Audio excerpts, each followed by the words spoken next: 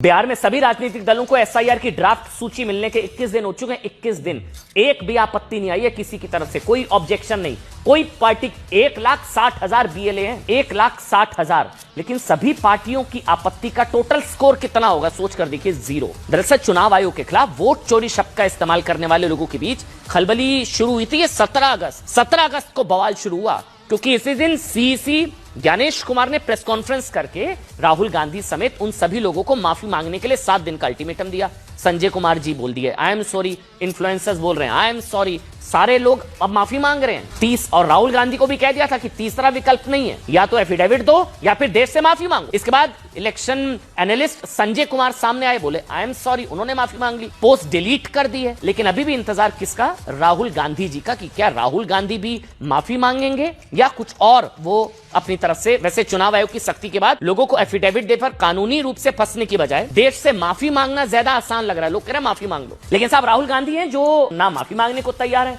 ना ही एफिडेविट देने को। चुनाव आयोग की मोहलत, मैं फिर से बता रहा हूं, 2 दिन बचे हैं, 2 दिन। एक मीडिया रिपोर्ट के मुताबिक राहुल गांधी एफिडेविट यानी कि शपथ पत्र पर इसलिए साइन नहीं कर रहे हैं या बच रहे हैं क्योंकि उन्हें डर है कि मोदी सरने वाले मामले में जिस तरह उनकी संसद सदस्यता चली गई, उसी तरह कहीं यहां पर अगर एफिडेविट पर साइन कर दिए, चुनाव आयोग पर वोट चोरी का इल्जाम साबित ना हुआ या उनके आरोप फर्जी निकले, सबूत नकली निकले, तो उनकी संसद सदस्यता ना चली जाए। राहुल गांधी का ये डर इसलिए भी सही माना जा सकता है क्योंकि अब तक राहुल गांधी जी ने वोट चोरी मामले में जितने भी लोगों के नाम दिए, बहुत एक लंबी लिस्ट है, वो उन लोगों ने खुद सामने आकर बता दिया कि नहीं साहब ऐसा नहीं है, एक बहुत लंबी लिस्ट है। वो आपको याद होगा, आदित्य श्रीवास्तव यहां वोट, पता लगा नहीं साहब ये भी झूठा साबित हुआ, याद है। दूसरा विशाल सिंह, यहां वोट वहां वोट, वो भी पता लगा नहीं ऐसा नहीं है। चुनाव आयोग, मिंता देवी टी शर्ट पहन ली थी, मिंता देवी ने खुद आके बोला कि मैं तो 1990 में पैदा हुई हूं, 124 साल उम्र बता दी गई थी।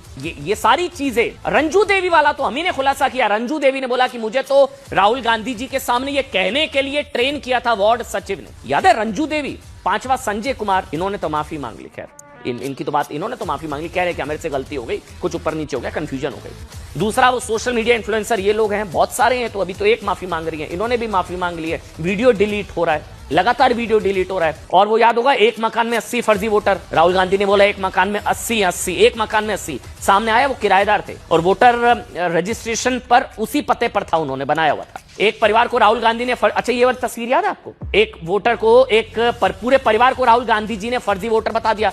चुनाव आयोग ने पूरे परिवार को वैध बताते हुए, वोटर बताते हुए उनकी फोटो जारी कर दी। और वाराणसी वाला तो भूल ही नहीं सकता कोई, एक मतलब आप सोचिए कि जिसकी शादी नहीं हुई, एक गुरु को 48 उसके शिष्य थे, उसका बाप बना दिया था। ये 48 वोटर, वो मठ था, मंदिर था, उसको मकान बना दिया था। चुनाव आयोग अब संवैधानिक संस्था के खिलाफ फेक नैरेटिव फैलाने वालों को बख्शने के मूड में नहीं है। ये बहुत बड़ी खबर है, अब दुष्प्रचार पर सीधे एफआईआर होगी। दरअसल पिछले कुछ समय से भारत में एक पैटर्न के साथ ना, भारत की लोकतांत्रिक प्रणाली, संवैधानिक संस्थाओं को बदनाम करने के लिए बहुत बड़े स्तर पर प्रोपेगेंडा फैलाया गया। चुनाव आयोग चुनावी प्रक्रिया, वोटर शुद्धिकरण अभियान को बदनाम करने के लिए आप कह सकते हैं बहुत ही प्लान्ड और सुनियोजित तरीके से एक अभियान चलाया गया। ऐसे लोगों को अब चुनाव आयोग बख्शने के मूड में नहीं है। जिन पर राहुल गांधी ने भरोसा किया, उन्होंने माफी मांग ली। जिन्होंने राहुल गांधी पर भरोसा करके वीडियो बनाए, इन्फ्लुएंसर्स, उन्होंने भी माफी मांग ली है, वो वीडियो डिलीट कर रहे हैं। लेकिन राहुल गांधी हर बार की तरह इस बार भी अपनी बात पर अड़े हुए हैं। गिरिराज सिंह कह रहे हैं जिन्होंने फर्जी डेटा बनाया, उन्होंने तो माफी मांग ली, जिन्होंने फर्जी डेटा को फ्लोट किया, वो उन पर भी तो एफआईआर हो।